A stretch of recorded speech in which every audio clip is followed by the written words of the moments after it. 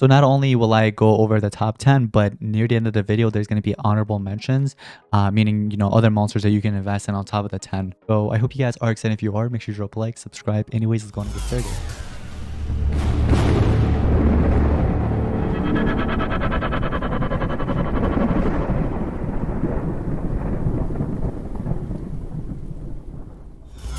Just to kind of give you a heads up, there is going to be quite a lot of ancestrals as well. Like, I think half of it is just ancestrals, but there are mythics I also chose over ancestrals. But that doesn't mean that the ancestrals suck necessarily. You know what I'm saying? There's like, again, at the end of the video, I'm also going to do like honorable mentions, besides the top 10. But anyways, guys, let's go ahead and get into this. So the very first monster that I wanted to pick up was Linnaeus. I wanted to put into this list. This monster is amazing. This is basically the new King Adam in a way. Not fully, but it's in a way. You know what I mean? You have Megaton trait just like that. You don't have the ability for like the damage mirror and things like that, but still, like, having the Megaton trait is pretty huge, and you guys know this can last you a very long time. Then you have life regen to everybody, which can heal and also support, everybody. There's damage protection as well, so that really helps them with his Megatons. But remember, this monster needs to get a turn in for that damage section to kick in. So yeah, that could be like a little bit, you know what I'm saying? Could be a little bit mid, let's say. Let's use that word. It could be mid, but Megaton's still there, so I like that. And then tough, you know what I mean? If they try to land any kind of like, status effects, it's not gonna land at 35% of the time. It's gonna miss. So it's got a 35% less accuracy, and then there's cooldown immunity, which can help against top meta monsters like Primeran, for example. So I really like this monster overall. I haven't actually gotten this monster. Yeah, I have it actually. I have it on my storage, but I haven't hashed yet because I want to get it maxed out. You know what I mean? Actually, speaking of, it might not be a bad idea to just do it right now. Let's go ahead and go to Ancestral. Let's use Linnaeus. Yeah, and I have like, I think 700 cells or something, or I don't know how much I have. Yeah, 750. So that should be enough to get it, maybe to like rank 3 or something. But you want to get this monster to rank 5 in order for him to be really, really good. So remember, you want to invest it to rank 5 to have like the best, like, unlock full potential. So yeah, personally, I would say this monster will be one of the best investments you can make for the year 2025. This monster can last you probably for a very long time, I would say. Like, you guys know, Tideborn got released like, it was literally a second ancestral, and it still get used up to this day. It gets used in PvP, it gets used in Team Wars, so you guys can see how good that monster is. This monster is going to be really good for a very long time as well. Like, literally, we can have like double the amount of this. You know what I mean? Like, there's like 6 monsters per row, so like literally we could have 6, 6, 6, another 6, and the monster will still be useful. Even if maybe another ancestral gets released with like a Megaton, they'll still use that, but this monster will still be usable. Unless that monster, has like, we're talking like 20 million life or something, because the stats are going to keep going up. So imagine that one has 20 million life compared to this one only has 633k. Then that would be a different story. But you guys get what I'm talking about. You guys get my point. The next monster I want to go over is JJ. So Just and Justice is actually a phenomenal monster. It got released a really long time ago, but it still get used.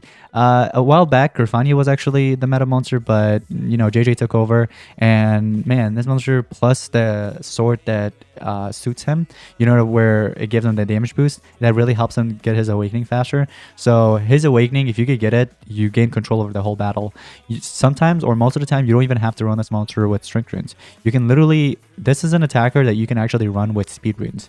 You know what I mean? Because once he gets his awakening, you gain control over the whole battle, and it's game over. Like, you literally have to pray, you know what I mean, at that point.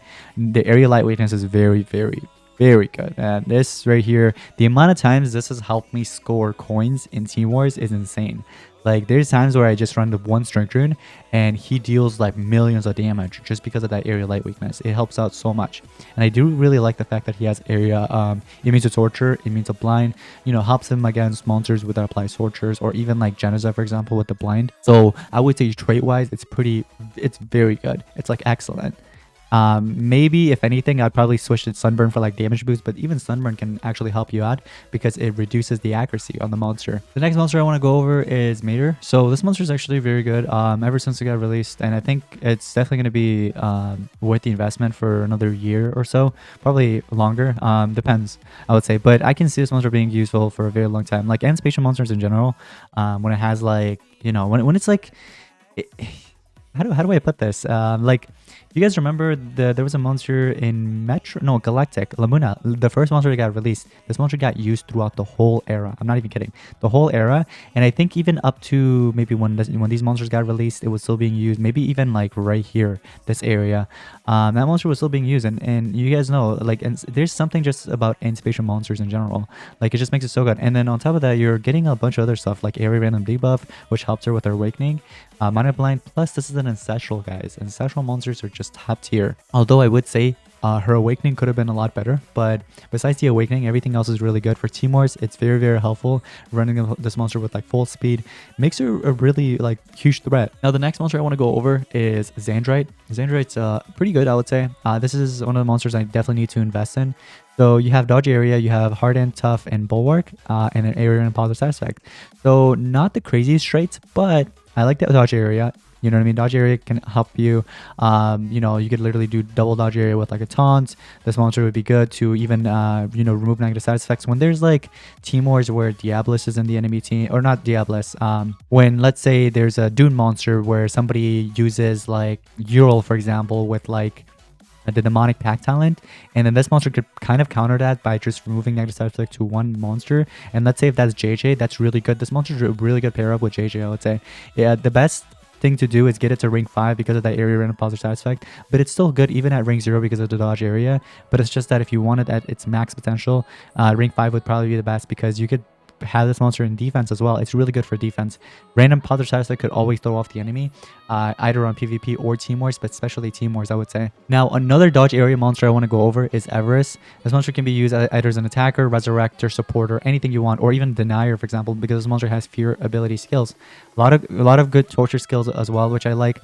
And then it's so easy to awaken him. I feel like he like gets his awakening in the most safest way, I would say. Like always deals damage, gets evasion. You know what I mean? If the enemy doesn't have a way to get rid of that evasion, they're cooked, literally, because what you could do is just get your awakening, you resurrect everybody, and everybody in the enemy team gets possessed, which can actually help you out for a turn, but also you get double damage for those monsters that get resurrected. All right, the very next monster, guys, is Primerion. So Primerion, man, there's like so much with this monster. Like, you just have to make this monster go first, literally.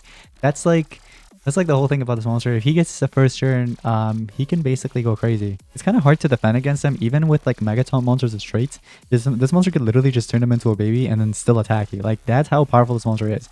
And with extra turners like this, like, you know, where you can just turn transfer to whoever you want, these type of monsters, they tend to last a very long time, making them very good in any kind of meta. You know what I mean? So traits could have been better, I feel like, but it's not the worst either. It's pretty good still. You know, you get true vision, so you're not gonna miss, which actually suits him basically with all his denial abilities. So if you're looking for a denier, this monster is really good. Another thing is area 9 virus. You know, that could be, you know, kind of helpful as well.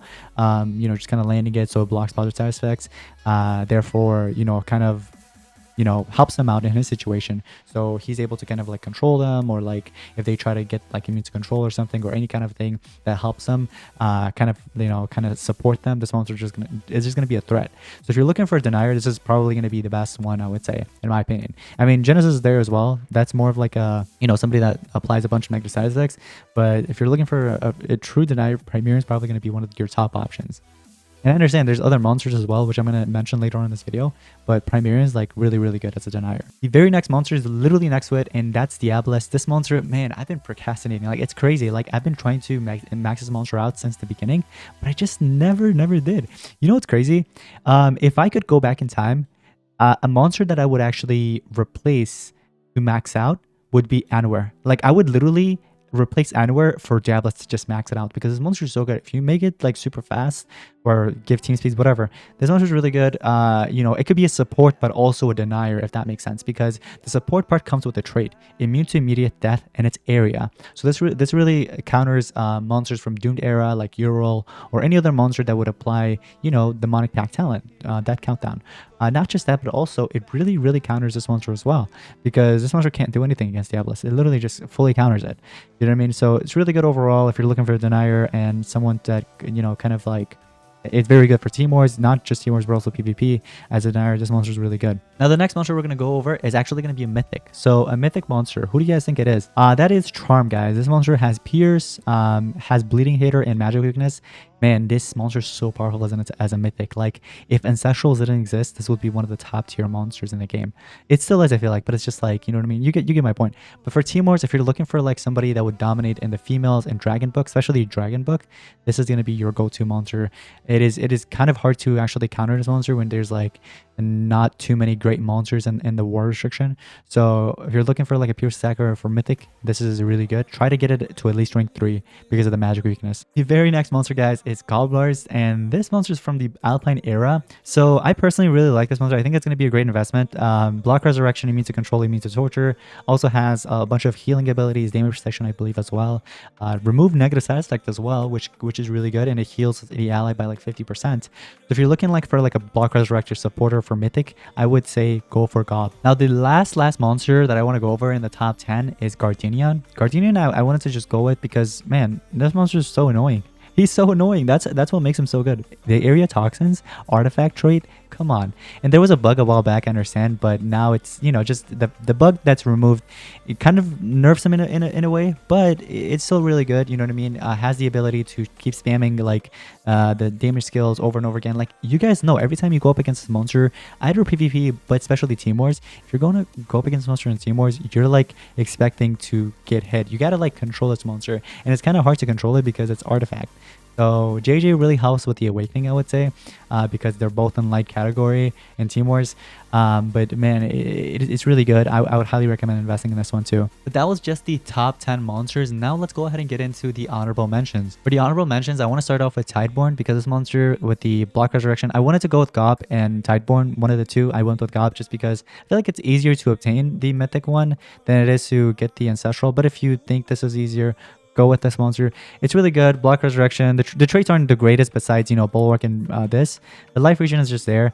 But this monster has a bunch of like denial abilities, you know what I mean? Has healing abilities as well, which is really good. His Awakening is really easy to awaken as well, in most cases, not all, with that one staff that he has. Now, besides Tideborn, another honorable mention for like the Block Resurrector monsters, I would say would be Xmas. This monster, even though it's from the Doomed era, I understand, but his ability to just be there as like a team speed holder to resurrect, you know, block resurrect, and also apply death countdown with demonic pact talent, it's just huge, right? That's massive. And then also, you know, the fact that this monster can come back as well from dead, you know what I mean, because it can carry an SN, it really does help out, I would say. Even let me actually show you guys an example here. Like, I don't want to say that just to like say it, but then not show proof. But look at this, like, look at this, you know what I mean? And I'm using it against like monsters like 150 Primerion, 150 Sibido, and 150 Graciel. There's 150 Diablos here, Primerion, another Sibido. Like, you guys can see, I'm not lying. It's just crazy to me how underrated that monster is. And you know, players still use it, of course. You know, they did start picking it up, I would say. But man, that monster is amazing. Besides that, I would say Monk Flamorg is another great monster. I personally would recommend you guys investing in this. If you have Demonic Pact, this monster would be another one besides like Xmas. It doesn't carry a talent to come back, but you can give it like the Armored's Banner to you know, kind of increase the strength a little bit in the beginning for your allies. And buy Wombat Mask or any other mask, you know, will heal and support as well your team. It's really good. The Statistics Area Torture Immunity, all the NER abilities that he has with the stamina regen and everything, it's just huge. You know what I mean? I personally would recommend investing in that one as well if you haven't picked it up already. The next greatest monster would be Ural the Divine. This one, I feel like he'll be still usable, I feel like, no matter what, like for a very long time. Like, look at how many eras we're talking, right? This monster got released right here. Look, 1, 2, we're not going to count this, but 3, 4, 5, 6, 7, and even Ancestral Days. And look at that, 7 eras passed, and still being used against ancestral monsters. Like, it's insane. And you guys saw it, I was pairing it up with Xmas right now in Team Wars, and I won those battles. So the monster is really good if you know how to use it, of course. Another somewhat decent monster, I feel like can still be usable, I would say, will be Albanasa. I wanted to point out damage booster, really good, but there is a monster that kind of replaced it recently, and that monster is in the new era, guys. All the way down here, Red Eye Roger. This monster did kind of like replace it in a way, I would say. It doesn't have the dodge area, but it has immune to torture, super tuned area, so all allies gain 50 stamina points whenever it's affected by weak type. And then last but not least, you get that random hater as well to all allies, which can actually help you. Same with Albanasa, has hater abilities and stuff like that, but this monster is just a lot better because, again, stat-wise, it's more up to date, but also, you know what I mean, you got different kind of traits. I do like the dodge area a little bit better, but hey, it's whatever. I personally think this monster will also be another really good investment. So another honorable rate option mention that I wanted to point out would be this one. Besides those monsters, I would say Presentus would be a pretty solid option as well if you guys want to invest in like a Block Resurrector. This monster currently, I think it's still available in the card challenge. You can pick it up, and I would say it's a good investment overall. You get Anticipation Status Caster, but this right here is a, you know, huge part, I would say, that makes him really good. So we don't want to forget about Enkidu. This monster is pretty underrated, I would say. This monster is really underrated. I do like him, but I don't have him maxed out. I have him only to like level 100. That's it. I need to invest in this monster. So I do need to really max this monster out soon. But if you're looking for a trade disabler supporter, this monster would be a pretty solid option because it's an ancestral. Stats are huge. It's massive, and then also, you know what I mean, being able to just open up the path for your allies, and then your allies will take advantage of it. It's just really good. So pretty good also against you know, Mega Summon monsters with trait like Linneas, for example. So good investment for sure. We can't forget about Graciel. Come on, this monster's so good, and I feel like it's also another underrated monster. So if you're looking for a supporter slash tank, I would say this monster would be a good go-to. Also can be used as an attacker as well, just to kind of point it out. Can't forget about Kirk Moonwalker, another excellent attacker. I really wanted to put it in the top 10, but it's just there wasn't any room, and you know what I mean. So man, this monster's so good. It's really like, it's a huge threat going up against this monster. Like if he gets a turn in where he has like at least one level 14 strength rune or whatever strength rune it may be, but it has one strength rune or two, whatever, but this monster doesn't have any like tortures on him or anything that's going to help him miss, he is going to go crazy. Like you got to watch out. He can literally just one tap you with that thing he's carrying. Anyways, Xandroid, I did actually go over Xandroid, so we're going to skip that one. But I would say that's pretty much it, honestly, with the Ancestrals. I know some of you guys are probably saying, what about Anwer and Sibito? Sibito would be okay, you know, it'd be somewhere there. I personally think there's better attackers than Sibito. That's why I didn't choose him. Anwer, I don't even want to talk about that monster. I don't even know why I maxed it out. I do want to kind of point this one out. For the Thunder category, this monster is pretty solid, I would say. So Thunder category, Raps Insane is really good for Team Wars, for example. Oh, we can't forget about Heat Spike. Come on. I'm still mad about not investing in this pass that he was in. If I could go back in time, I would actually invest in that pass. This monster is so good for Team Wars. If you guys are looking for a good Team Wars monster, that Area Toxins, man, it's so deadly. Another two monsters I want to mention for like the Block Resurrector category, Corruptor is really good because it can come back as well when it dies.